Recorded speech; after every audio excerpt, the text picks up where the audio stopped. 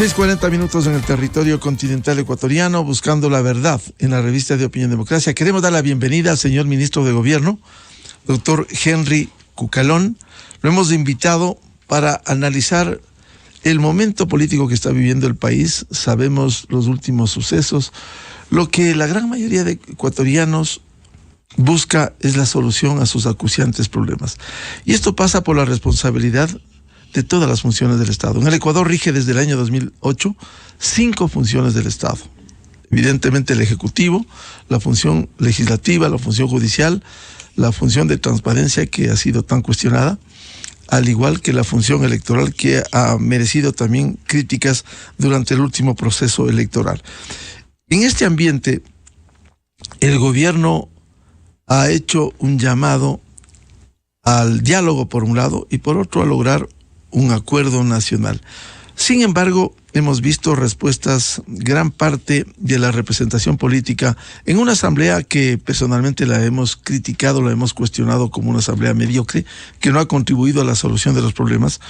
Ha habido respuestas de no tender la mano, no tender puentes para dialogar y buscar acuerdos. Y voy a citar el último, que anoche Izquierda Democrática, otrora partido respetable en el país, anunció que no se unirá al gobierno ni formará parte del acuerdo nacional, con una serie de críticas que no ha solucionado el gobierno problemas, la crisis económica, social, no ha habido soluciones a la salud, seguridad, empleo y educación. Y en esto hemos glosado, aquí hay corresponsabilidad. Por ejemplo, ¿en qué ambiente se puede aprobar una reforma laboral que está pendiente, reforma que debe tramitar la legislatura ecuatoriana, reforma a la seguridad social, de lo que venimos quejándonos por años? ¿Cuáles han sido las respuestas concretas? En ese sentido, señor ministro, ¿cómo lograr tender puentes?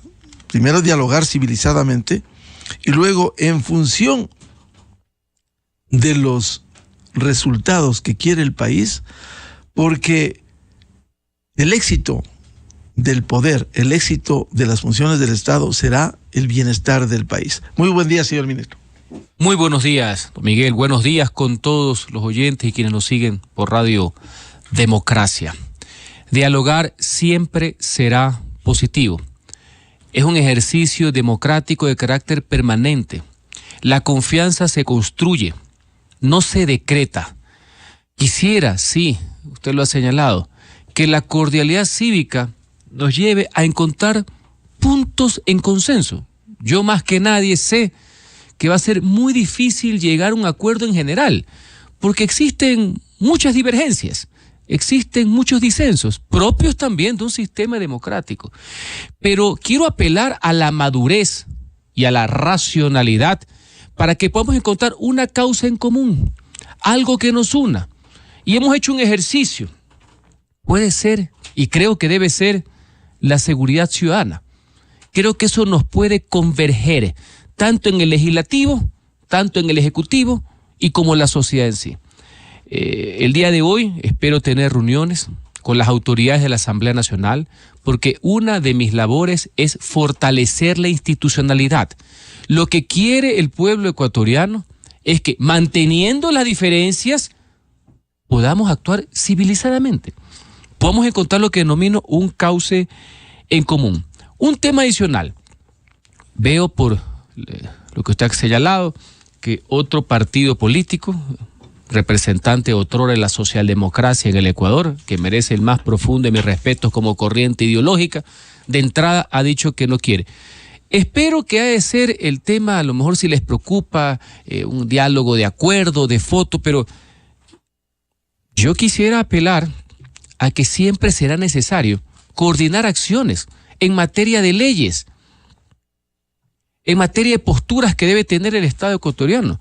Y yo no tengo ningún problema en acercarme y poder escuchar, y también tener un espíritu autocrítico de las cosas que se deben mejorar, de las cosas que se deben reformar, de las cosas que deben cambiar. Pero creo que el momento que vive el país es grave, muy grave, y amerita que podamos ponernos de acuerdo en cosas puntuales. ¿Cómo no vamos a poder combatir juntos el tema del crimen organizado? Miguel, la más grave amenaza sin precedentes que ha tenido nuestro país. La amenaza más grave que hay contra la vida de los ecuatorianos, y diría yo, y añadiría, contra la existencia misma del Estado y la República como forma de gobierno. Así que hago un llamado a la sensatez de parte y parte para poder tratar de conseguir por lo menos mínimos objetivos nacionales y el mantenimiento del orden democrático. Señor ministro Cucalón, ¿cuáles debieran ser los puntos en donde se puede llegar a acuerdos?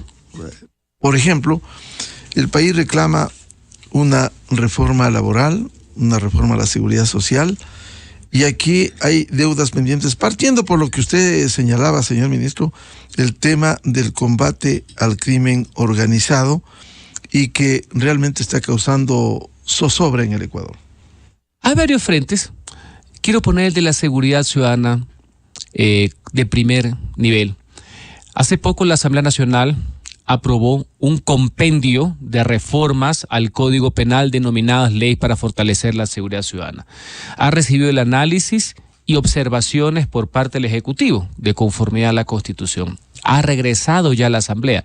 Creo que ese puede ser un punto en común, un punto que nos acerque para que la ciudadanía vea que sí se puede trabajar en conjunto a favor de ellas, y lo más importante, elevar un mensaje fuerte de unidad. Es decir, en este tema, y pese a que ya conversaremos que otros sectores de la Asamblea quieren de una u otra manera fraguar escenarios que no existen con tal de llevar a juicio político al mandatario, en este tema de la seguridad hay un mensaje fuerte del Legislativo y del Ejecutivo de común acuerdo con la sociedad para saber que el único y real enemigo que tiene el pueblo ecuatoriano es el crimen organizado. Ahí le pongo un ejemplo.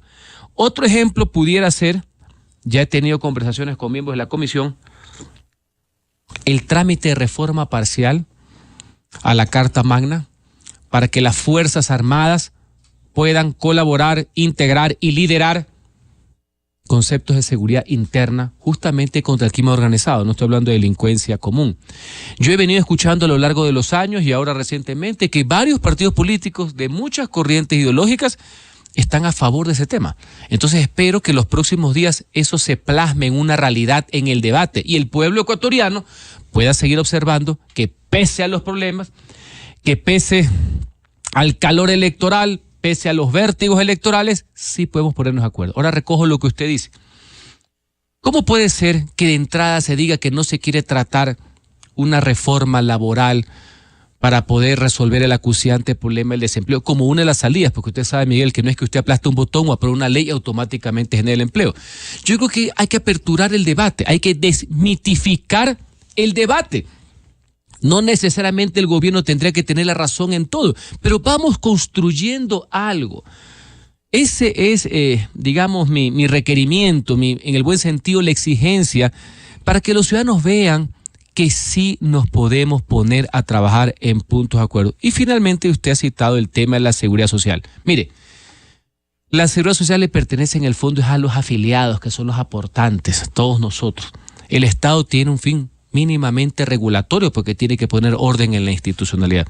En eso creo que hay que ir de la mano, obviamente, con el sector de los empleados, sector patronal, para encontrar cuál va a ser el futuro de la seguridad social, que es, don Miguel, el futuro de la economía y el futuro del desarrollo del Ecuador.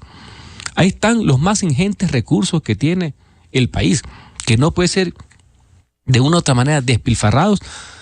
Tenemos que llegar a un debate como sociedad serio, frío y pragmático de qué es lo que vamos a hacer con la seguridad social del futuro. Bueno, eso es lo que pide la gente, no que estemos buscando todos los días cómo acomodamos las circunstancias, los escenarios, para ver si encontramos un artículo por ahí, para ver si le calza y ver si podemos enjuiciar a un mandatario. Eso es lo que necesita el país. Y no digo que no haya fiscalización. Yo, más que nadie que he sido parlamentario, considero necesario y sano que la legislatura controle y fiscalice a las demás funciones del Estado, incluyendo al Ejecutivo. Pero ahí a fraguar escenarios, de ahí a querer colocar por acomodo artículos para ver si pueden saciar apetitos voraces, no estoy de acuerdo. Vamos a hablar más adelante del tema de la fiscalización que le corresponde, al igual que la legislación, a la Asamblea Nacional. Sin embargo, usted ha tocado un tema muy sensible como es el clamor de los ecuatorianos, porque se sigue enfrentando con firmeza a las acciones del crimen organizado y que ha generado inseguridad. Le voy a comentar, aun cuando no es el papel directo del ministro de Gobierno, para eso hay un ministro del Interior, un hecho que pasó ayer, casi inadvertido en los medios de comunicación, en un hospital del norte de Quito, en el hospital del Seguro Social, el Hospital San Francisco, en donde ingresaron, se presume, un miembro de una de las bandas, agredieron cuando fueron a tratar de rescatar al que le atendían, agredieron a los guardias privados. Fue un escándalo, hemos visto los videos reales de ese hospital y que dan muestra de lo que en la vida cotidiana se está viviendo en el Ecuador. ¿Por qué no contribuir a enfrentar estos hechos que ponen zozobra en miedo, en este caso a los médicos, enfermeras, que pone miedo ya en Quito? Casi se veía lejos la violencia, hoy estamos viviendo en Quito, además de lo que sucede en las provincias del litoral, señor ministro. Ese es el punto, don Miguel. Ese es el punto. Unidad de propósitos. Y creo yo que este puede ser el más importante de todos, la seguridad ciudadana.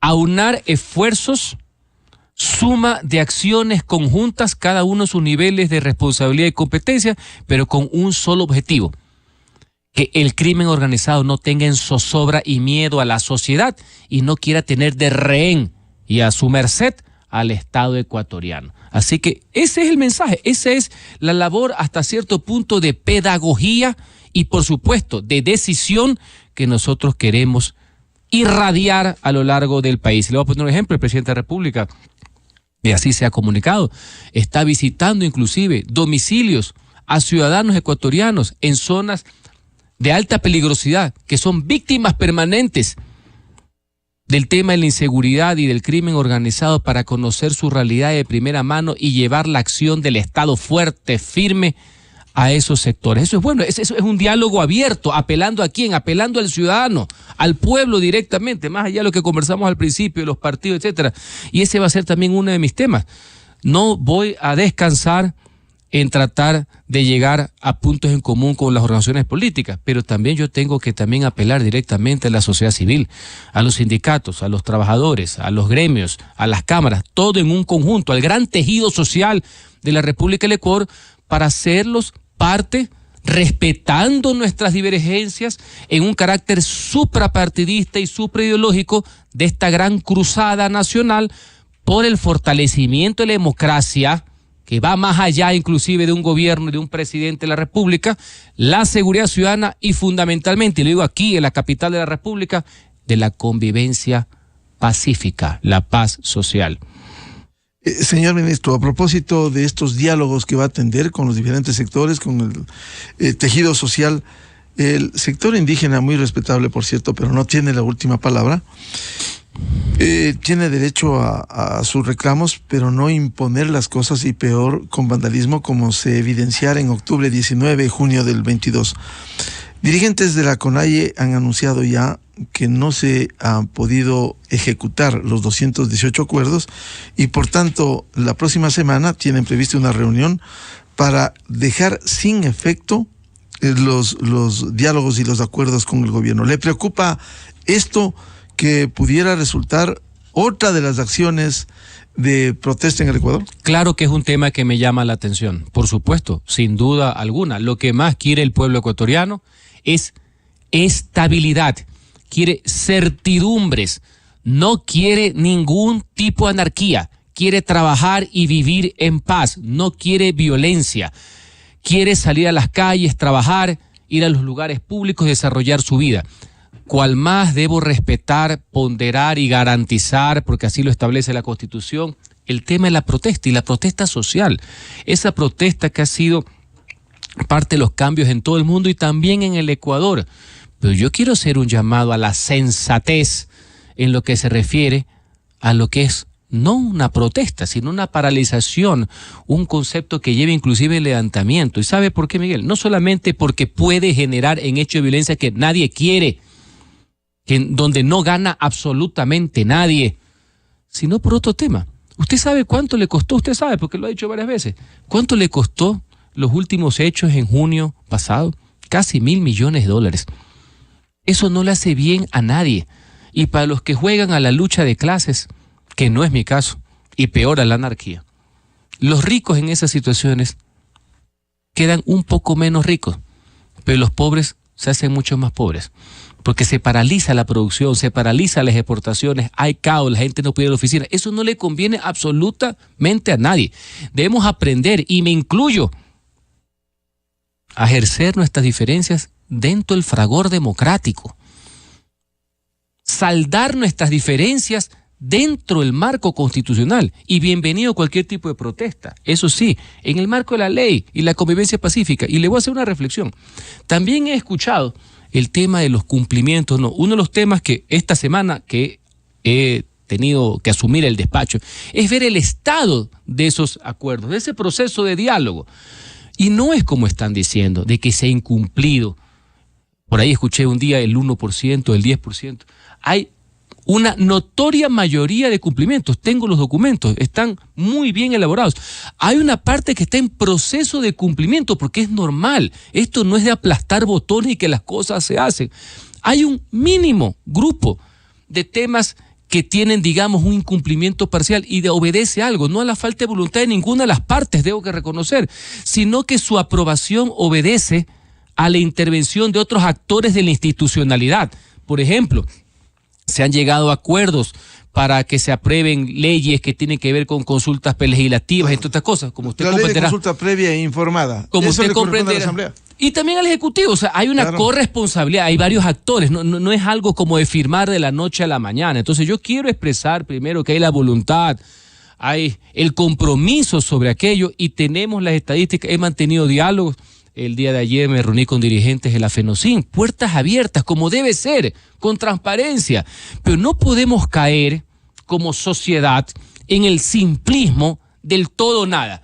O no se cumple nada o ya se cumplió todo. No, esa no es mi práctica política. No creo que sea un ejercicio racional hacerlo de esa manera. Y si tienen una agenda política y pretenden volver a un escenario que el país no quisiera. Bueno, otra cosa, bueno, bajo el imperio de la ley y apelando al sentido común y apelando justamente a los ciudadanos. Si ya ponemos un escenario que no me quisiera adelantar, no quisiera llegar a una elucubración al respecto. Yo estoy aquí a nombre del gobierno para brindar certidumbre, para brindar seguridad. Es que sirva de pretexto para otro tipo de fines.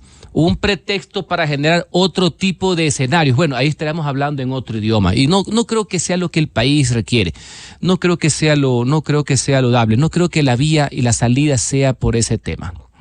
Señor ministro Cucalón, usted ha señalado esta acción de tender puentes a los sectores políticos y las tareas que le corresponde constitucionalmente a la Asamblea Nacional, legislación y fiscalización.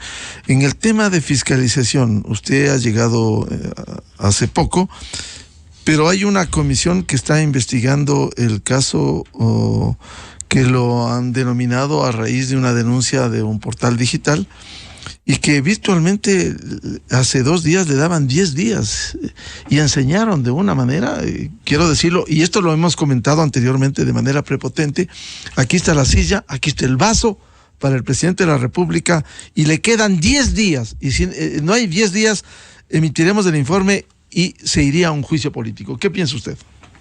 Primero los conceptos, vamos aterrizando en el caso.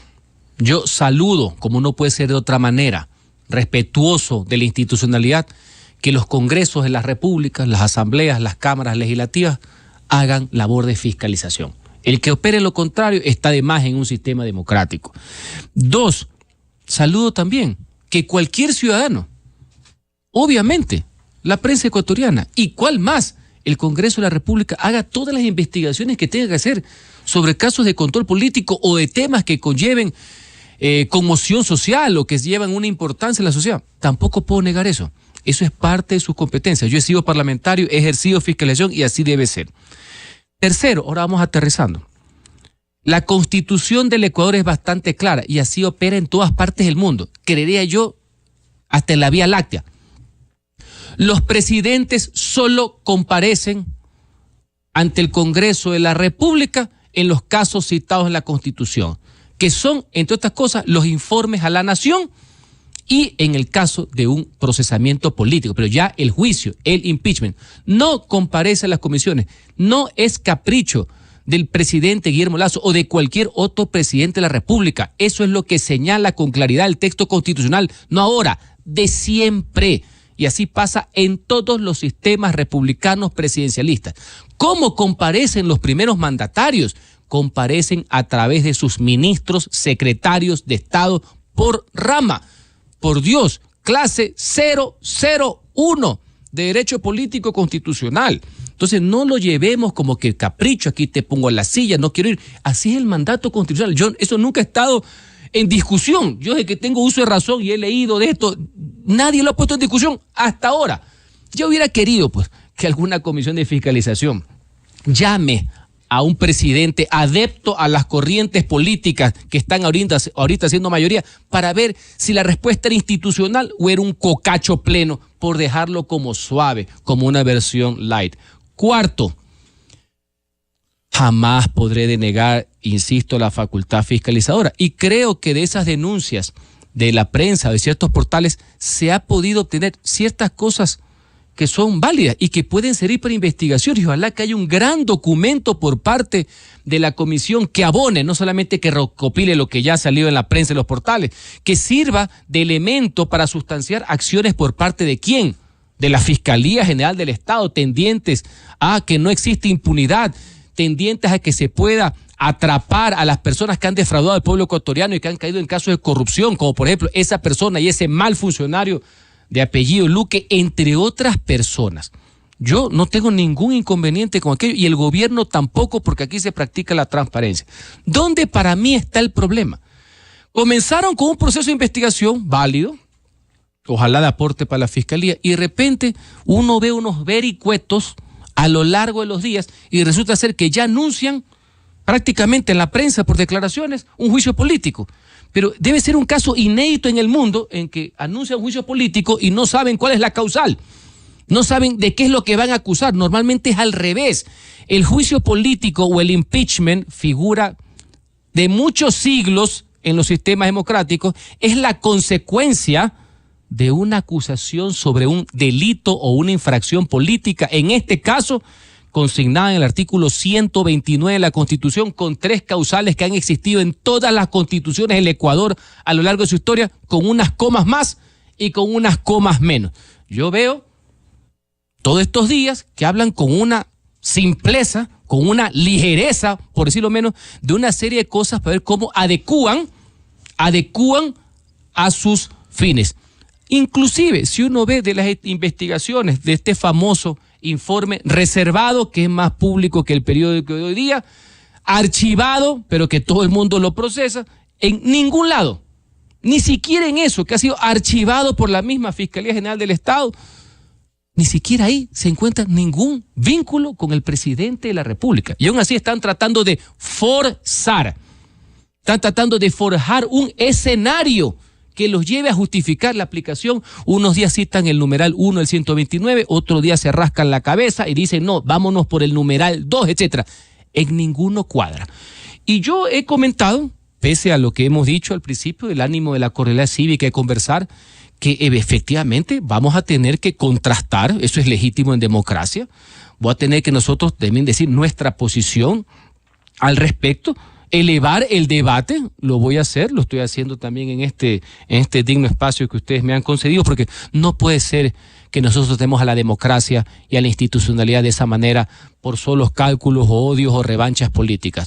Eso se lleva al campo de la arena política, donde uno gana y pierde elecciones, ese es el fragor electoral, pero de ahí a tratar de jugar con una institucionalidad que debe ser fortalecida, no debilitada, solo para ver cómo cuadro, creo escenarios, porque no me cae bien una persona que legítima y legalmente está ostentando el cargo de primer mandatario, no considero que es sano para la democracia. Señor ministro, a propósito de lo que señala, es bueno despejar para que no se generen falsas expectativas en la Asamblea Nacional.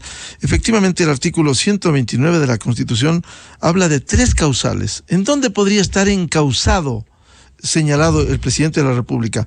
¿Por delitos contra la seguridad del Estado? ¿Por delitos de concusión, cohecho, peculado, enriquecimiento ilícito? por delitos de genocidio, tortura, desaparición forzada de personas, secuestro u homicidio por razones políticas o de conciencia. Esas 3 causales hay, no hay más.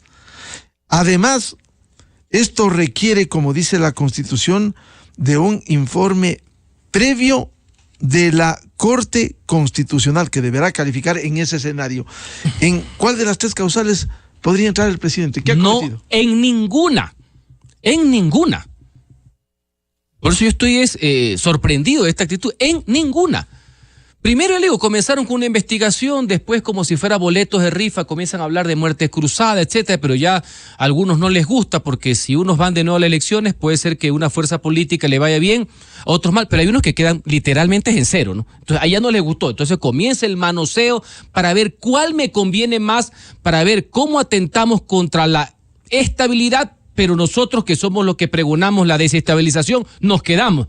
Entonces ahora vamos al juicio político. Ninguna de las 3. Y quiero detenerme en una, porque de lo que leo, no en WhatsApp, sino en la prensa nacional, una es la que están tratando de ver el acomodo, que es la número 1, que es delitos contra la seguridad del Estado.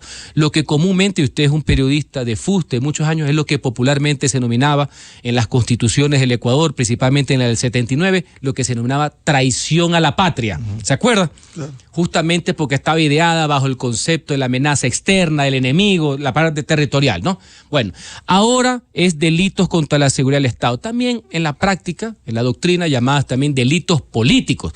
¿Dónde se desarrollan esos delitos contra la seguridad del Estado? Está en el Código Orgánico Integral Penal, donde hay algunos ejemplos, los típicos ejemplos en general, pues. Está la deserción, la subversión, atentado contra el orden constituido, atentado contra la seguridad del presidente de la República. O sea, son delitos, el sabotaje, la paralización, son los famosos delitos contra la seguridad del Estado. El presidente de la República no solamente que no está en esa cosa, sino en ninguno de los artículos correspondientes al Código Penal que sustentan, si es que han hecho el link y han hecho el vínculo entre eso, no hay absolutamente ninguno. Por ahí, y hay que ser bastante audaz para esgrimir semejante ocurrencia, porque no puede ser una idea. Hablan como de traición, que el narcotráfico, pero... Señores, si alguien ha combatido al crimen organizado, es el actual gobierno, el actual presidente de la República. Donde mayor cargamento de drogas se ha incautado es acá. Ya dirán que es como hay más drogas, más incautaciones. Ya quisiera pensar que fuera menos, ya tendrían una salida para todo, para armar esta tramoya, para armar esta narrativa que sale por el WhatsApp de una manera, pero que cuando va al Congreso no se desarrolla de la misma manera. Este es el gobierno que en acciones conjuntas con el país hermano de Colombia, atrapó el mayor narcotraficante del Ecuador, que es el Gato Farfán, detenido y que va a ser extraditado en estos días a Estados Unidos. Este es el gobierno que ha apelado a la ciudadanía para denunciar malos elementos, no hay que generalizar la institucionalidad, malos elementos de la función judicial que han servido, entre otros, con ciertos malos elementos de la Fiscalía, no toda la institución, para favorecer al crimen organizado y a la delincuencia. El mismo gobierno que se ha enfrentado a decisiones judiciales que han permitido la liberación de los criminales más poderosos que hasta hace pocos días estaban detenidos en el Centro de Rehabilitación de Guayaquil. El mismo gobierno que le puso visa al ingreso de ciudadanos de Albania. A ese es el que le vas a querer crear un vínculo para tratar de procesarlo políticamente como que tiene vínculos con el narcotráfico. Me parece una de las infamias de más alto nivel que haya registrado la historia política ecuatoriana. Y eso que hemos tenido páginas vergonzosas, por decirlo menos. Pero esta ya está entrando en la peor de todas. Así que a esto tendremos que darle cara, tendremos que venir con argumentos, tendremos que poner los hechos por sobre las suposiciones y ojalá que triunfe el sistema democrático y la verdad. Señor ministro Cucalón, en el escenario, y usted que ha sido un respetable asambleísta, en el escenario, porque esto es cuestión de votos, penosamente es cuestión de votos en la Asamblea Nacional, en el escenario que se concrete, no importa el sustento, porque así se manejan ciertos sectores políticos, sino la apetencia por buscar el caos y la desestabilización. En el escenario de un juicio político y de plantear la destitución del presidente, hay también dos causales en el 130 que dice, por arrogarse funciones que no le competan constitucionalmente, previo dictamen favorable de la Corte Constitucional, volvemos como el 129, previo admisibilidad, dice el 129, y en el 130, previo dictamen favorable de la Corte Constitucional, y 2, por grave crisis política y conmoción interna, que no hay en este momento. Jueves 16 de febrero, no hay ni grave crisis política ni conmoción interna. Pero si la generan, si pretenden generar, ministro. Yo le hago un alcance, don Miguel. La figura del enjuiciamiento político que tiene todo ese proceso reglado a lo largo de la historia del ECORI, que está en muchas partes del mundo, denominado impeachment, es el 129, con el cual, si logran hacer esto, pues un presidente o un vicepresidente son destituidos y ese es el proceso. El que usted acaba de citar, el 130, es la destitución. Ese es otro proceso, en la práctica muy sumarial, muy vía rápida. Que ya pretendieron en junio. Una figura muy ajena a nuestra realidad republicana presidencial, muy propia de los regímenes parlamentarios europeos.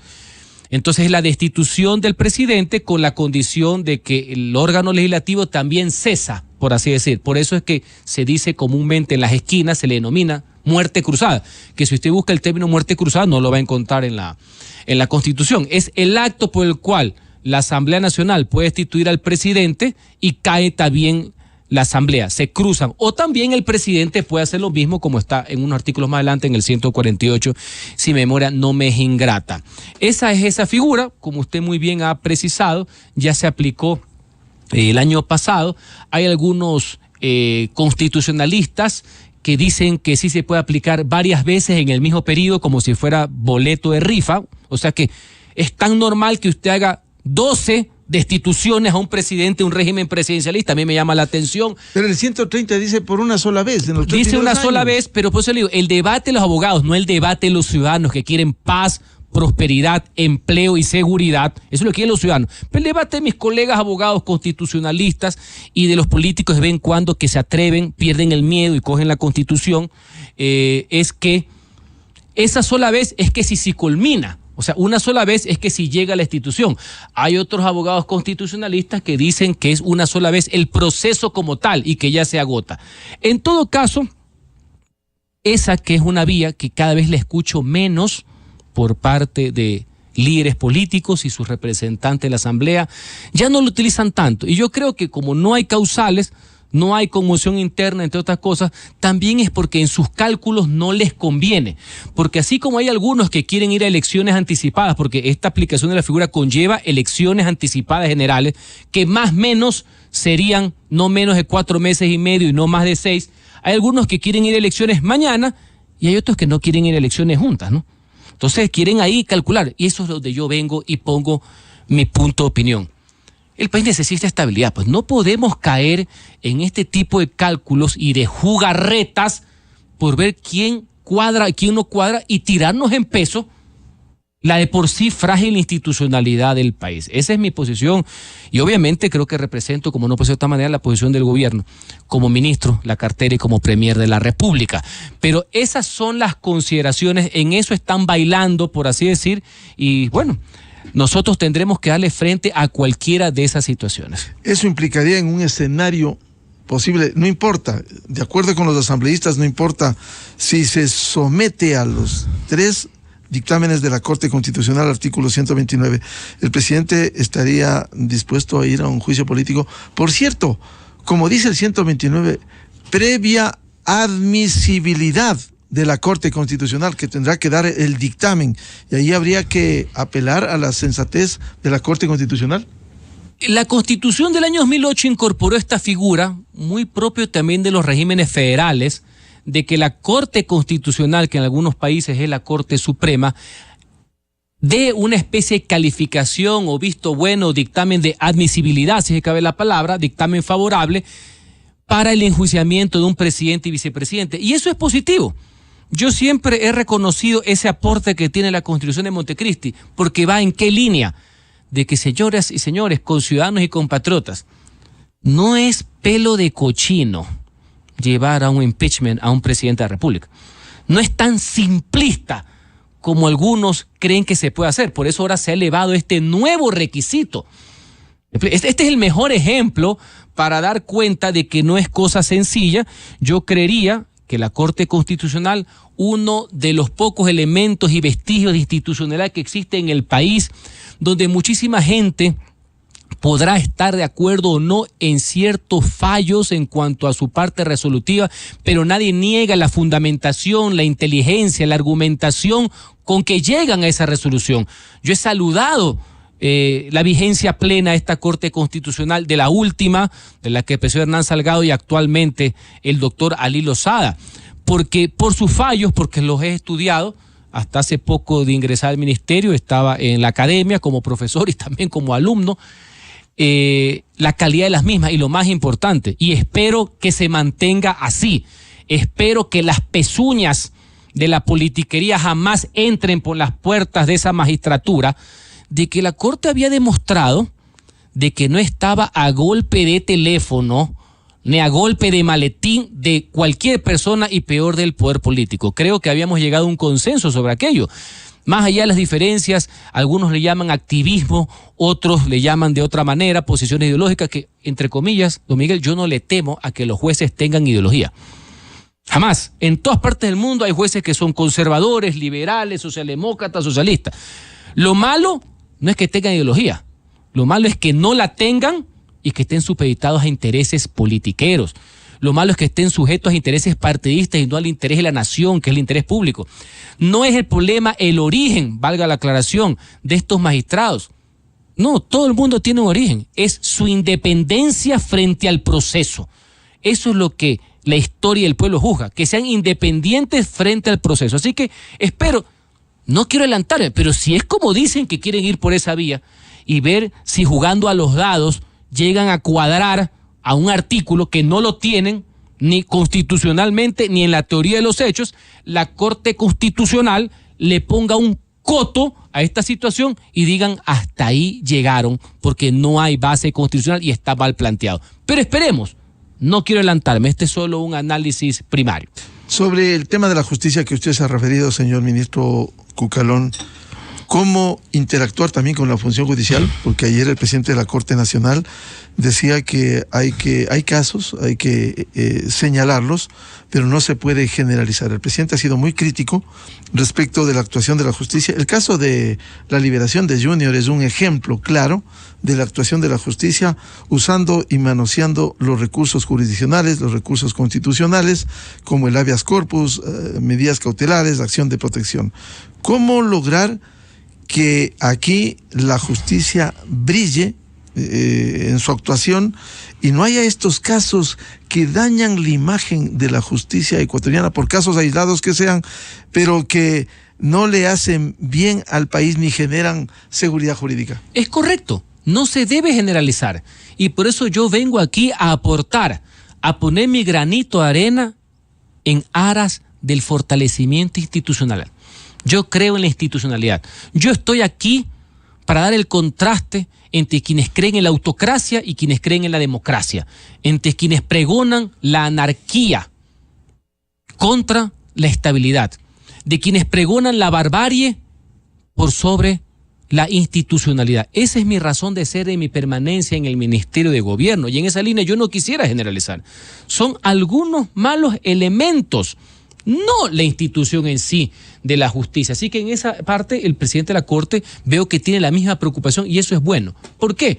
Porque estas malas actuaciones de malos funcionarios tendientes a favorecer al crimen organizado y a la delincuencia y a la corrupción ha conllevado una zozobra por parte de la sociedad y a una indignación de todos, incluyendo al del primer ciudadano de la nación, que es el primer presidente de la República. Y comprendo, yo también me sumo a la indignación.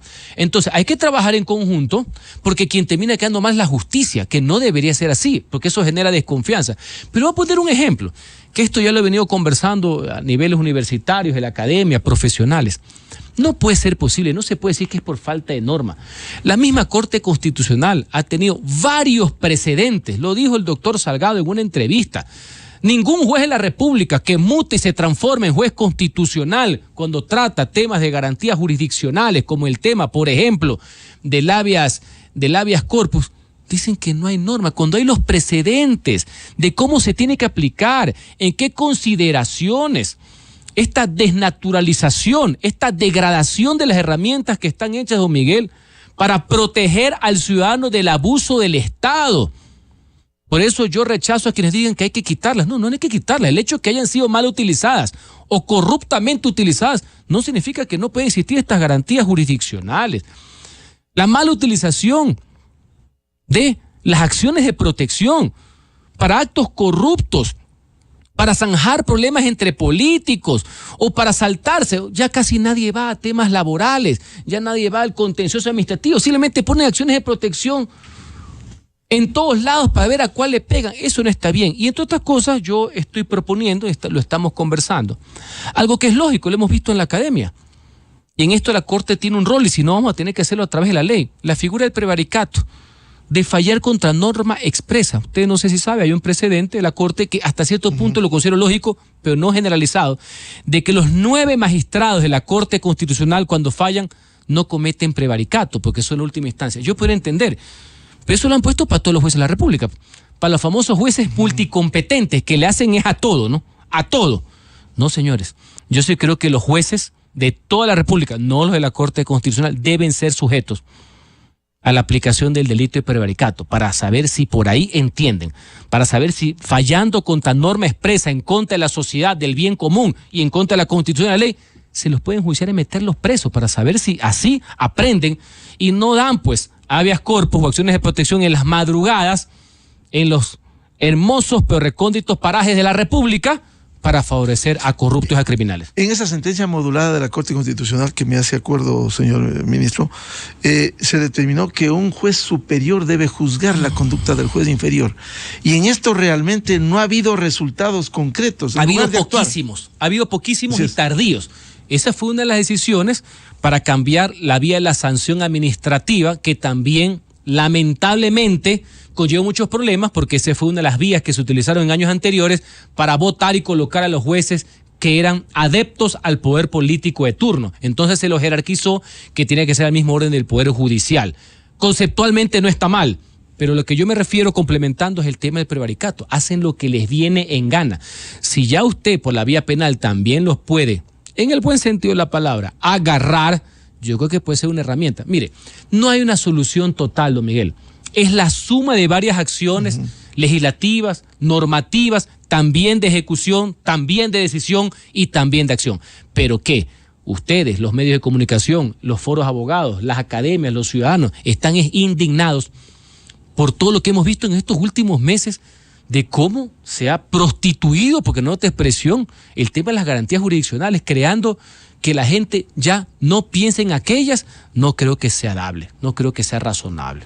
Señor ministro, en el caso, vamos a concluir el diálogo en un par de preguntas. En el caso de la relación con la Asamblea, en el supuesto escenario que avance un juicio político aun cuando no haya sustento constitucional, sigue en el escritorio el decreto de la muerte cruzada. Así lo ha dicho el presidente de la República en reiteradas ocasiones. No es algo que se busque, pero está ahí. Pese a que, como le he manifestado, no ha sido una institución santa de mi devoción.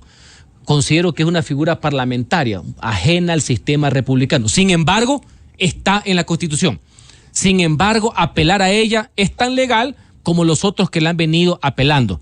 Eso está ahí, el presidente ha sido muy franco en decirlo, siempre la va a tener encima de su escritorio, y esos son los que se denominan los actos de poder.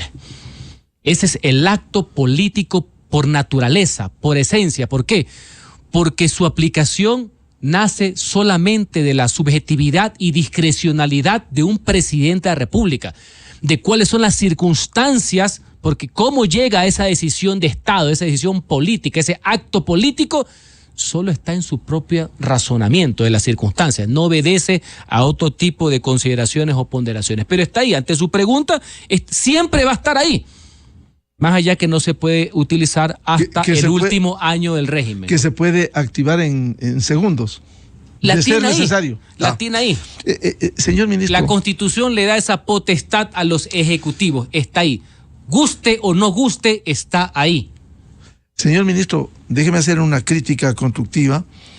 ¿No cree que se le fue las palabras al señor presidente de la República cuando generalizó una crítica a los periodistas dijo, partiendo de una premisa que hemos señalado: somos defensores de la libertad de expresión que hemos tenido, que tenemos hoy, incluso en las exageraciones, pero no somos actores políticos, no tenemos la verdad única, no podemos imponer, no ir a hacer shows, buscamos la verdad, esa es la tarea del periodismo, pero no es un error el haber generalizado que los periodistas en general están haciendo esto que pudiera hacer aisladamente, por respetable que sea un portal digital.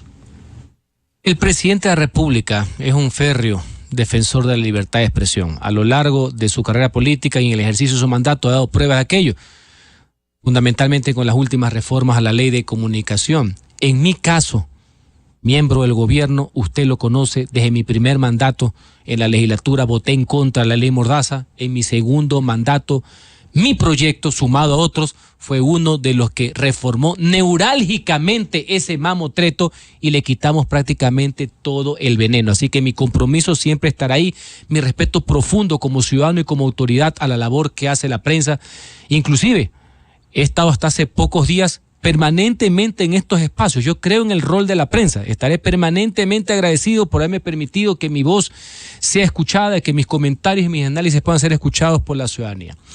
Teniendo ese antecedente y ratificando la posición del gobierno nacional de absoluto respeto a la labor que hacen los comunicadores sociales en la República, con críticas incluidas, porque así debe ser y así es en la democracia, lo que el presidente de la República manifestó en su intervención, en su cadena, con relación, ya ni siquiera con las denuncias que han venido suscitándose a lo largo del tiempo, que las respetamos en orden de transparencia, que se procesen. Ojalá que la fiscalía actúe con celeridad y pueda encontrar a los Luque, a los Cherres y que los meta en el tarro. Eso no está en ninguna discusión.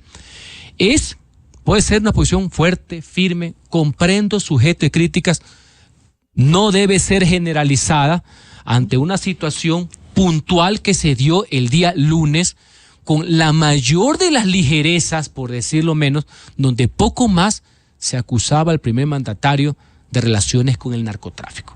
Eso me parece un desatino que va más allá de la crítica. El presidente tiene derecho también a expresar su posición. ¿Qué es lo importante para no repetir errores pasados? O peor aún, ir contra el sentido común, o peor aún, ir contra convenios internacionales y contra los dictámenes y sentencias de la Corte Interamericana. Y usted lo sabe, don Miguel, nosotros los funcionarios públicos, y así le dice la Corte Interamericana, debemos estar sujetos a mayor cantidad de críticas que un ciudadano corriente. Por tanto, jamás uno podrá ni enjuiciar, ni procesar, ni demandar, ni ningún acto de poder contra la ciudadanía y contra la prensa. Y yo estoy de acuerdo con aquello.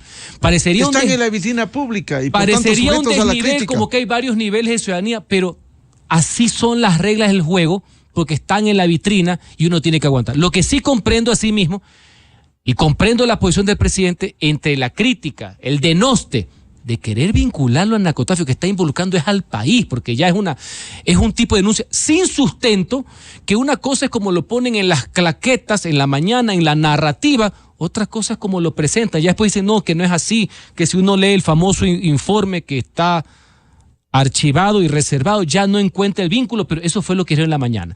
Espero que eso quede ahí. Ya.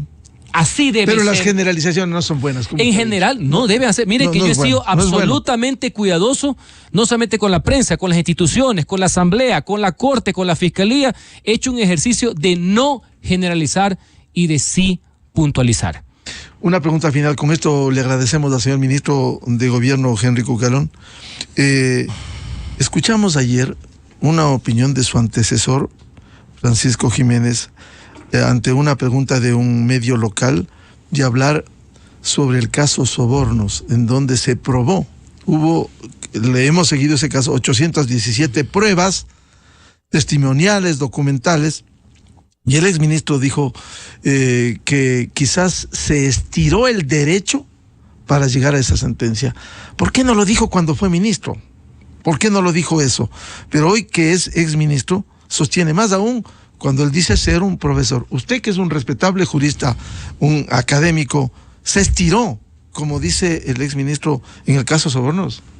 No he escuchado la declaración de mi antecesor, pero basándome en sus palabras, ojalá que no sea ese viejo adagio que las palabras fueron más allá de los conceptos. Eso en términos generales, porque no conozco la particularidad. Voy a un hecho del caso Sobornos, porque puede haber posiciones, para eso existen apelaciones, pero hay temas que son incontrastables. O sea, la señora Pamela Martínez no hizo lo que hizo. ¿Ahora qué es? Santa Evita.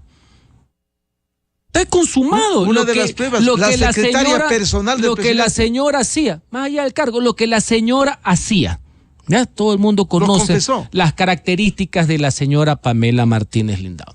Y otro ejemplo, hubo un contratista sentenciado, hoy fallecido, que señor Verduga, mi respeto en lo personal, que confesó lo que estaba dando. Entonces me van a decir que eso no existe. Bueno, en el mundo del derecho puede haber muchas posiciones, son los juzgados los que tienen que resolver. No he escuchado las palabras de mi antecesor, estoy en base a lo que usted me está poniendo sobre la mesa, pero que no existe, yo creo que hay muchos hechos para reflejar y solo cito dos al vuelo que me dicen exactamente lo contrario y que el hecho sí existió. Bien, al señor ministro de Gobierno, doctor Henry Cucalón, como siempre, muchas gracias por atender a la revista de Opinión Democracia. 7:32 en el territorio continental ecuatoriano, buscando la verdad en la revista de Opinión Democracia. Vamos a una pausa publicitaria, ya volvemos con un tema de interés ciudadano, la reforma laboral y el teletrabajo. Dos abogados laboralistas invitados, Miguel Ángel Puente y Gabriel Recalde. Miguel Rivadeneira en la revista de Opinión Democracia. Inicio de espacio promocional y publicitario. Puentes retirados. Discovery tiene permiso para despegar